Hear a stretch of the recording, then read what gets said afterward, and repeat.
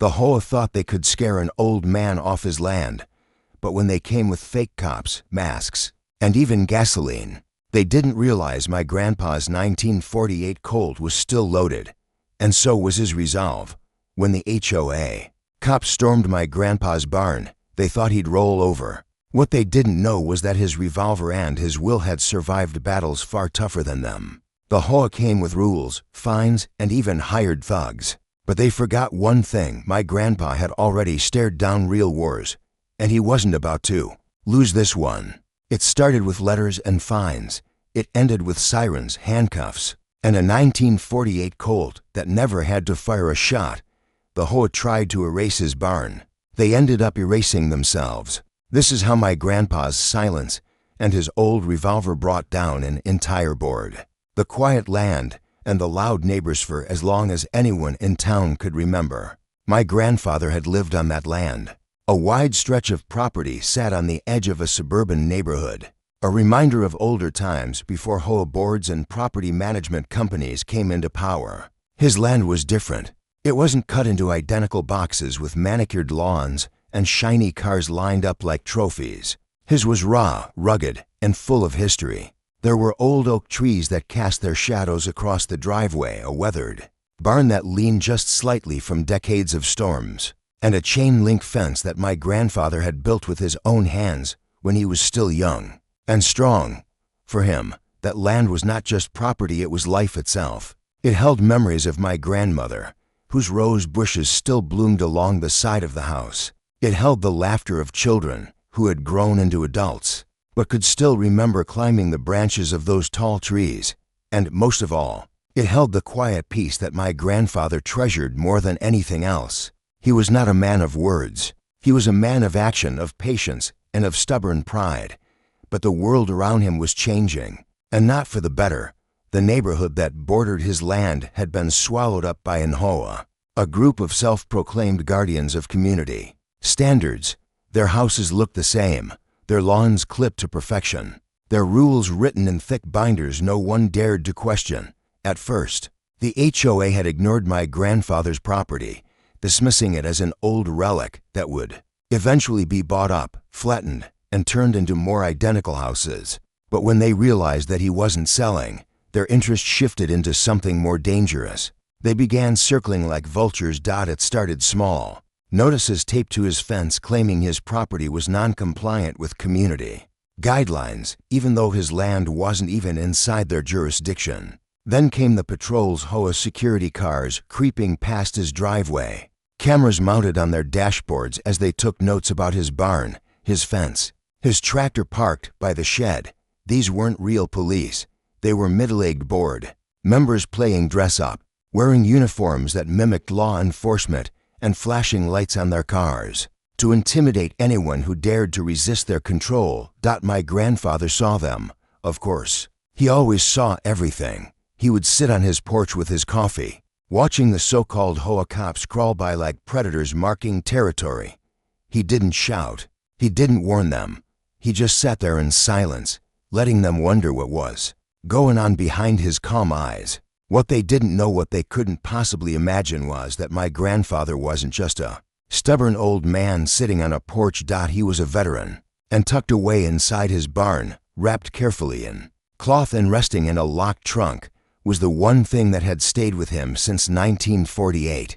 A Colt revolver, not a collector's piece, not something mounted on the wall for decoration. It was the real thing, the kind of weapon that carried the weight of history and the memories of men who never made it home. My grandfather had kept it all these years, not out of fear, not out of aggression, but out of respect. It was a reminder of the life he had lived, the battles he had fought, and the silence he had earned. But the HOA was about to push him further than anyone ever had. One evening, just before dusk, he heard the crunch of gravel on his driveway. Not just one car, several. The sound was different from neighbors passing through. It was slower, heavier, deliberate. He stepped onto his porch, mug of coffee still in hand, and saw them pulling in. 3 cars marked with HOA decals, lights flashing like police cruisers. Men in uniforms stepped out, some with clipboards, others with hands resting a little too comfortably near their holstered tasers. They had come onto his property without permission. This wasn't just harassment anymore. It was trespass. The air was heavy, charged with the quiet before a storm. My grandfather didn't move right away. He simply stood there, watching as they fanned out across his driveway and yard, pointing at his barn, his fence, even the rose bushes my grandmother had planted decades ago. Their voices were raised, their gestures sharp and commanding, as if they had the authority to strip away everything he had built. But they didn't notice something important. The barn door was slightly open. Inside, the old Colt rested in its case, untouched for years but still well-oiled, still ready, still alive in a way only steel and fire could be. My grandfather had always believed in patience, but he also believed in preparation. And when men who had no right to his land came, marching onto it with the arrogance of power, patience could only last so long. That night, the balance shifted. The HOA thought they were in control. They thought their fake uniforms and clipboards gave them power. But my grandfather was about to remind them and everyone else that real power isn't written in bylaws or shouted across a driveway. Sometimes, it's held quietly in the steady hands of a man who refuses to bend. And though the Colt hadn't been fired since 1948, its time was coming again. The stage was set. The HOA had crossed the line. And my grandfather was ready to show them what happens when trespassers mistake silence for weakness. The harassment turns to Worth next morning. The neighborhood buzzed with whispers. Word had spread quickly that the HOA had stormed my grandfather's property the night before. Some neighbors approved, muttering about standards and eyesores. Others shook their heads, uneasy at the way the board had taken things into their own hands. But my grandfather, he carried on as if nothing had happened. He woke early, fed his chickens, and fixed a loose board on the fence. He didn't speak of it to anyone, not even when I stopped by to check on him. That was his way. Silence was his weapon long before he ever needed a firearm. But the HOA didn't take silence as resistance. They mistook it for surrender, and that was their biggest mistake. Within days, the harassment escalated. Every morning, he found fresh notices pinned to his gate, warnings about unauthorized structures, claims that his barn violated HOA guidelines, accusations that his unkempt yard threatened neighborhood property values. It didn't matter that his land was older than the HOA itself. It didn't matter that their rules had no jurisdiction over him. They wanted to break him through paper, fines, and intimidation. But when the papers didn't work, the HOA cops got bolder. At first, it was patrols, cars creeping by at all hours, headlights sweeping across his house in the middle of the night. Then came the spotlights, blinding beams aimed at his windows while he tried to sleep. The message was clear. They wanted him gone, and they weren't afraid to push him to the edge. One night, he heard the sound of tires crunching into his driveway again. This time, it wasn't just a visit, it was an invasion. For HOA cars pulled in, forming a wall of flashing lights at the end of his property. Their so-called officers stepped out, barking orders and pointing to his barn. From the porch, he watched them march toward it, clipboards in hand, as though they had authority to inspect what they had no right to touch. That was when he moved. Quietly, he stood, his boots steady on the wooden boards of the porch. He didn't raise his voice. He didn't argue. He simply walked toward the barn, his figure silhouetted in the beam of their lights. Inside, resting in its trunk, was the Colt revolver, the same weapon he had carried through a world that no HOA bully could ever imagine. He didn't need to fire it. He didn't even need to hold it. Just the sight of him disappearing into that barn was enough to shake their false confidence. The men hesitated, their voices dropping as they exchanged nervous glances. They knew they weren't police. They knew they weren't soldiers. They were office workers in costumes, men who wrote rules about grass height and mailbox colors. And now, standing on the edge of a man's land they had no right to enter, they remembered that fact. When my grandfather returned, he wasn't carrying anything. He didn't need to. His expression was enough. Calm, unmoved, the same expression he had worn on the porch the night before. The kind of expression that told them, without a word, that they had crossed a line they would regret. That night, the cars left his driveway faster than they had arrived. But the war was only beginning. The next day, the HOA launched their full assault. They filed complaints with the county, claiming his barn was unsafe and his fence a hazard. They flooded his mailbox with letters threatening legal action. They even tried to shut off his utilities, pulling strings with their connections on the town council. But every attempt met the same wall of silence. He didn't respond. He didn't bend. And that silence was louder than anything they could have imagined. Weeks passed, and the tension grew thicker. Neighbors avoided eye contact when they drove by. Some whispered that the old man was dangerous, that he was armed, that he would snap any day now. The HOA fed those rumors, painting him as a menace who threatened their safe, controlled little world. But the truth was far simpler. He wasn't a menace. He wasn't unstable. He was just a man who refused to be bullied off his land. And the Colt, it wasn't just a gun. It was a symbol, a piece of his past that reminded him and everyone else that some battles are worth fighting, no matter how long they drag on. The board didn't understand that. They thought fines and forms could grind him down. They thought intimidation could push him out. But what they failed to see was that every notice, every spotlight, every false patrol only hardened his resolve. Until one night, when the HOA made their boldest move yet. It was near midnight when the sound of engines broke the stillness again. This time, it wasn't just cars, it was trucks, loaded with equipment. The HOA had decided they weren't waiting for legal approval. They were coming to tear down his barn. They rolled onto his land like conquerors. Headlights sweeping across the grass, engines rumbling like thunder. The men climbed out, armed not with weapons, but with power tools, chains, and heavy machinery. Their intention was clear. They would dismantle what he had built, piece by piece, until nothing remained. But they had forgotten one thing. They weren't the only ones awake. From the porch, my grandfather stood watching. He didn't rush. He didn't shout. He simply stepped down from the porch and made his way, slow and steady, toward the barn. The men froze, their hands gripping chains and tools, as he disappeared once again inside that old wooden structure. And when he emerged, the night air grew heavier than ever before, because this time, the Colt wasn't tucked away in its trunk. It was in his hand.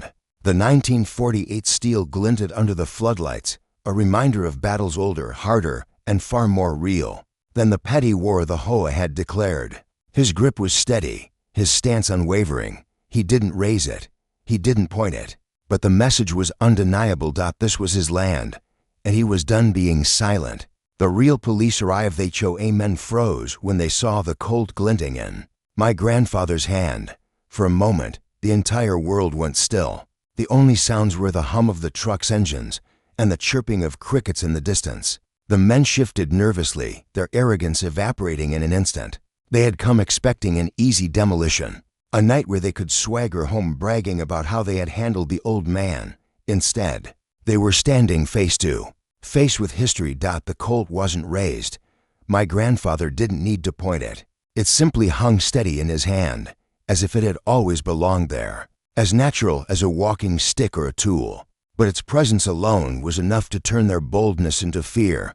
One by one, they backed away from the barn, their eyes darting between the revolver and each other, waiting for someone else to take the lead. In the end, no one did. Within minutes, the engines roared to life again, and the trucks pulled out of the driveway, taillights glowing red as they disappeared into the night. My grandfather stood there until the last light was gone, then returned the Colt to its place, locking it back inside the barn. He didn't smile. He didn't celebrate. He knew this wasn't the end. This was only the beginning. And he was right. By sunrise, the HOA had spun the story into something far darker. According to their version, an armed old man had threatened their volunteers, endangering the safety of the community. They told neighbors he was unstable, dangerous, and needed to be removed for everyone's protection. This time, they didn't come back with trucks or spotlights. This time, they called the real police. The squad cars arrived 2 days later, red and blue lights flashing down the long road to his property. Neighbors gathered at the edges of their lawns, whispering and pointing as the spectacle unfolded. For many, this was the most excitement they had seen in years. For my grandfather, it was a line being crossed. He watched the cruisers roll in. Steady as always, standing on his porch like a sentinel, the officers stepped out, more cautious than the HOA's costumed patrols, but still carrying the weight of suspicion. They had been told he was armed and dangerous. They had been told he had threatened lives. They had been told only half the story. But police, unlike HOA enforcers, were bound by procedure. They couldn't storm onto his property without cause. They could only approach, speak, and attempt to reason. Still, their presence was no less intimidating. Their radios crackled. Their hands rested near their holsters. Their eyes never left him. My grandfather didn't argue. He didn't invite them in. He didn't even deny what had happened. Instead, he stood silent, letting them see for themselves the calm in his stance, the absence of fear in his eyes. They asked questions. He gave short, measured answers. He didn't need to explain that the men who trespassed were not law enforcement, that they had come onto his land without permission, that the Colt had never been raised. The facts spoke for themselves. The officers eventually left, their cars rumbling back down the road. They had no grounds to arrest him, no evidence of a crime. Still, their reports were filed, and the rumors spread faster than ever. To the HOA, this was ammunition. If they couldn't force him out with fines or intimidation, they would paint him as a public danger. That's when the legal papers came: summons, complaints, court dates. The HOA was suing. Their claim was bold, even outrageous, that my grandfather's property was unsafe, that his presence endangered the community, and that the association had a right to enforce its rules on his land for the sake of uniformity. They wanted his barn torn down, his land sold, his silence broken by legal submission. But my grandfather wasn't a man who scared easily, and he wasn't alone. When I visited him during those weeks, I saw the toll it took, the piles of papers stacked high on his kitchen table, each one filled with threats wrapped in legal language. The neighbors who once waved to him now crossed the street, avoiding his eyes. The whispers grew louder, unstable, armed, dangerous. The HOA was winning the war of perception, but the old man didn't bend. He spent his mornings tending to his land as always. His evenings were spent reading through every page, slowly, carefully, with the patience of a man who knew battles weren't won overnight. And when the day of the hearing finally came, he walked into that courtroom with the same calmness he carried on his porch. The HOA representatives were there in force, suits, ties, stacks of binders, and the smugness of people convinced the law was on their side. They painted him as a menace, waving their hands and raising their voices about threats and weapons and non-compliance. They claimed their authority extended beyond their borders, that his independence was a threat to their control. But then came his turn. He didn't bring lawyers. He didn't bring binders. He brought the truth. He spoke simply, explaining that the land was his, that it had been his for decades before the HOA even existed, that their rules had no bearing on him. He explained the trespass, the trucks, the chains, the invasion of privacy. He spoke of silence, patience, and the lengths he had gone to avoid confrontation. And finally, he explained the Colt, not as a threat, not as a weapon of violence, but as a relic of his service, a piece of his history, a symbol of everything he had endured and survived. He explained that it had not been fired, not been raised, not been used to harm. It was there only to remind others and himself that some lines could not be crossed without consequence. The judge listened carefully, weighing both sides. The HOA fidgeted in their seats, expecting the hammer of the law to fall in their favor. But when the decision came, it wasn't what they wanted. The case was dismissed. The judge ruled that the HOA had no authority over his property, that their patrols were harassment, and that their trespassing bordered on criminal. The Colt, he said, was irrelevant because no crime had been committed. The old man had every right to defend his land, even if only with the presence of something that reminded others of the past. The courtroom fell silent. The HOA members sat stunned, their smugness cracked wide open. My grandfather stood, nodded once, and walked out without another word. But if anyone thought that would be the end, they were wrong. The HOA had lost in court, but now, stripped of their legal power, they were about to take things into their own hands once more. And this time, they weren't just coming for his barn. They were coming for him. The night of broken Linist courtroom had humiliated them. The HOA board, once so confident in their binders and bylaws, had been stripped of their authority in a single ruling. Their case had collapsed, their arguments dismissed, their pride wounded in front of the very neighbors they sought to control. For most people, that would have been the end, a lesson learned, a chance to step back and move on. But the HOA was not most people. They were furious, and fury has a way of twisting judgment into something dangerous. The rumors intensified in the days that followed. They whispered louder about the armed old man at the edge of the neighborhood. They spread fear in homeowners' meetings, claiming his presence was a threat to families, that he would snap and bring violence to their perfect streets. They painted him as a villain, and themselves as victims. And in that echo chamber of paranoia, they convinced themselves that drastic action was justified. It began with small acts of vandalism. A fence post knocked down, trash thrown onto his land, the mailbox ripped from its post and left in pieces by the road. My grandfather saw it all but didn't react. He repaired the damage quietly, his hands steady, his resolve unshaken. But the board wasn't satisfied with petty harassment. They wanted to break him.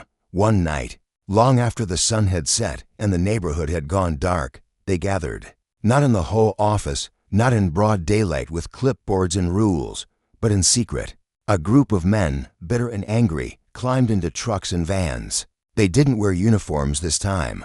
They wore masks. They didn't bring clipboards or binders. They brought tools, chains, crowbars, hammers, and gasoline. Their target wasn't the mailbox or the fence. It was the barn. The barn had become the symbol of his defiance. It was the building they had once tried to tear down, the building they believed housed the Colt, the building they thought represented everything standing in the way of their control. To them, destroying it meant destroying his will. They pulled into his driveway under the cover of darkness, engines low, headlights off. Their boots crunched on gravel as they spread out, circling the barn like wolves closing in on prey. Chains rattled, gas cans sloshed. One man carried a hammer so large it looked almost absurd in his grip. But what they hadn't realized was that my grandfather was awake. Age had given him light sleep, the kind that snapped at the slightest disturbance. And he had been expecting this. He knew humiliation wouldn't stop them. He knew pride was a stronger poison than fear. So when the first chain clinked against the barn door, he was already on the porch, waiting. He didn't yell. He didn't run toward them. He simply lit a lantern, its glow spilling across the yard, and began walking. His boots were steady on the earth, his shoulders squared, his expression calm, and in his hand, once again, was the Colt. The men froze, caught in the act. Their masks hid their faces, but their posture betrayed them. Some stiffened, others stepped back, their courage faltering. The lantern light flickered across the revolver's steel, the same steel that had driven them off once before. My grandfather didn't raise it. He didn't have to. His silence was louder than any threat. His presence was stronger than any weapon. But this time, the men were more desperate. One of them, fueled by arrogance and rage, stepped forward, waving his hammer and shouting over the silence. He thought numbers gave them strength. He thought the Colt was just for show. He thought the old man would never use it. What he didn't know was that the revolver had been cleaned that very afternoon. The oil still fresh, the chambers still checked, the rounds still loaded. My grandfather hadn't touched it in decades. But some instincts never fade. The standoff stretched into long, tense seconds. The night air seemed to hold its breath. The men waited for a crack in his resolve. But my grandfather never gave them one. His eyes were steady, his stance firm, his silence unbroken. And then, without warning, the roar of engines split the night. Headlights swept across the yard as more vehicles came barreling down the road. Not HOA trucks this time, but real police cruisers, sirens screaming, lights flashing. Someone, maybe a neighbor, maybe a passerby, had called in the suspicious gathering of masked men with tools and gas cans. The masked intruders panicked. Some dropped what they carried and bolted for the trucks. Others tried to scatter into the shadows. The police cars skidded to a stop, officers leaping out, shouting commands into the chaos. The scene erupted into confusion. men tackled to the ground, chains clattering, gas cans spilling into the dirt. Through it all, my grandfather stood unmoving, the lantern in one hand, the Colt in the other, watching as the law finally caught up with those who had pretended to wield it. When the dust settled, several board members were in handcuffs. The tools of their destruction lay abandoned in the yard, evidence of crimes they could no longer deny. The police took statements, photographed everything, and loaded the men into the backs of cruisers. And my grandfather, he gave no speech, no victory cry. He simply turned, walked back to the porch, and set the Colt down beside him as he sat once again in his chair. To him, it wasn't about winning, it was about surviving with dignity, about holding the line when others tried to erase it.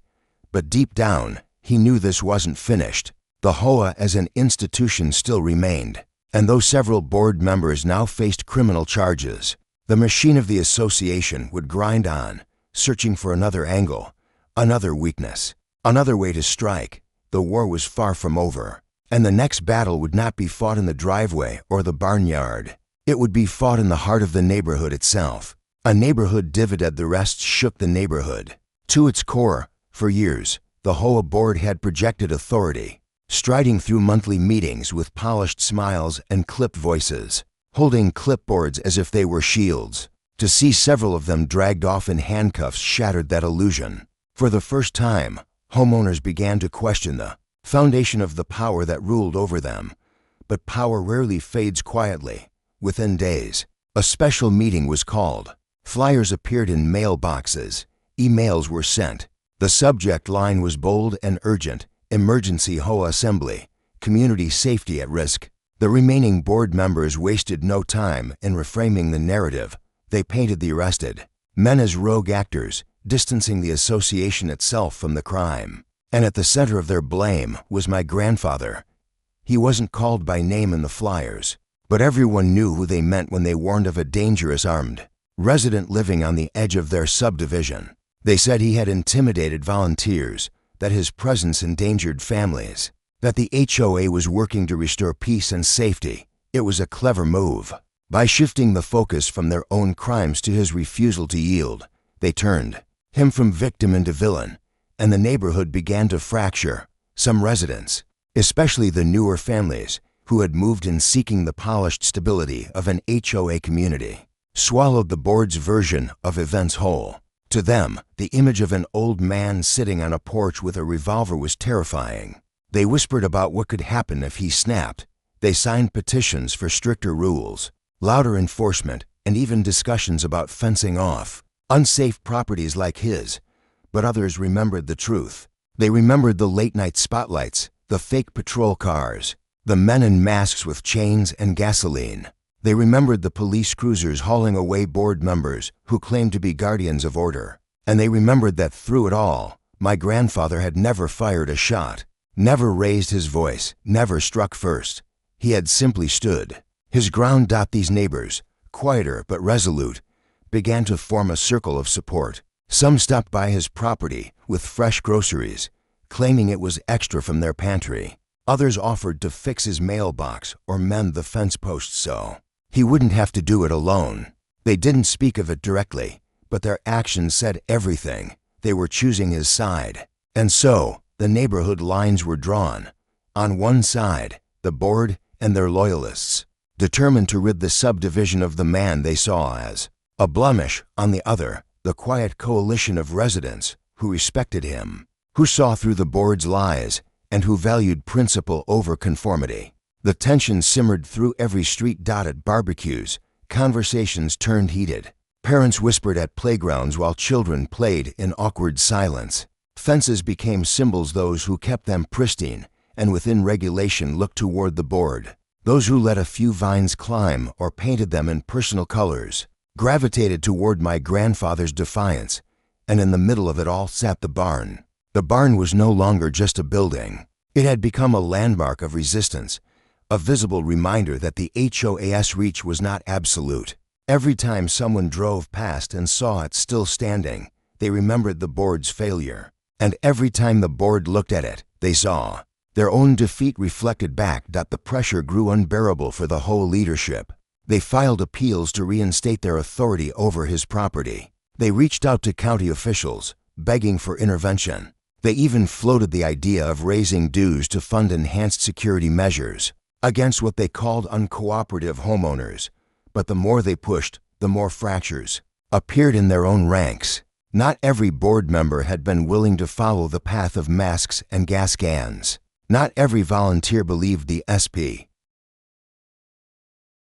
Whispers of resignation began to ripple through their meetings. Some wanted no part of the escalating feud. Others feared lawsuits, financial ruin, or worse. But there were still hardliners, those who had stood in the yard with chainsaws and crowbars, those who had tasted humiliation and now hungered for revenge. They weren't content to let the fight die in committees and courtrooms. They wanted to reclaim what they believed was stolen pride, and in their desperation, they began plotting again. Meanwhile, my grandfather carried on as always, each morning. He rose with the sun, fed the chickens, walked the perimeter of his land, and fixed whatever small task needed doing. His revolver never left the house. But the neighbors on both sides imagined it was always within reach. Some saw that as reassurance. Others saw it as threat. I visited often during those weeks, watching the lines deepen. To me, the strangest part wasn't the hostility of the board or the fear of their supporters. It was the silence of those caught in between, the families who didn't speak for him or against him, who mowed their lawns on schedule, waved politely, and tried to pretend the neighborhood wasn't splitting in two. But silence, as my grandfather knew better than anyone, is never neutral.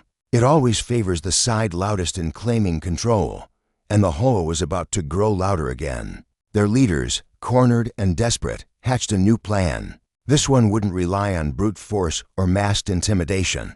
This one would target the very thing that kept my grandfather strong, his allies. They began drafting new rules not about barns or mailboxes, but about community conduct. They proposed fines for residents who associated with disruptive elements.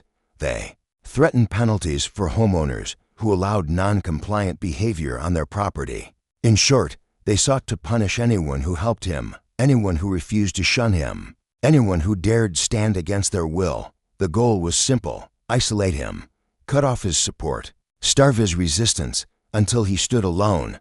But what they didn't realize was that their plan would backfire in ways they couldn't imagine, because in trying to turn the neighborhood against him, they were about to expose just how fragile their grip on power had become. And once that mask cracked, there would be no putting it back on. The last stand HOA's new rules dropped like a hammer. Residents who had quietly brought groceries to my grandfather's porch suddenly stopped coming. Families who once offered to help mend his fence now crossed the street to avoid him. The fear of fines, of retaliation, of being labeled non-compliant silenced many who had once dared to show support. It was a calculated strike, and for a moment, it seemed to work. The neighborhood grew colder, quieter. My grandfather's name was spoken less often, replaced with phrases like the problem property or the situation at the edge of the subdivision. The board's narrative, twisted though it was, had wormed its way into enough minds to make isolation a weapon.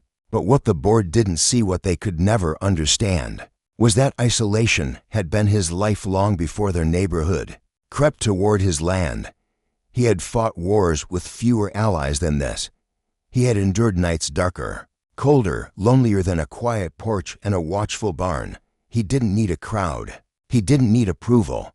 All he needed was resolve, and that he had in abundance. The HOA hardliners mistook his silence for weakness. They believed their rules had finally broken him, that his spirit had been crushed beneath paperwork and the weight of social pressure.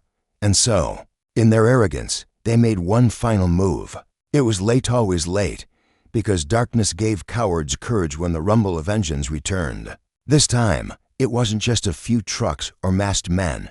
It was a convoy. A half-dozen vehicles pulled into the subdivision, loaded with hired muscle, not neighbors, not board members, outsiders, men who had no stake in the community, brought in for one purpose: to erase my grandfather's defiance once and for all. They came with sledgehammers, chains, and heavy equipment.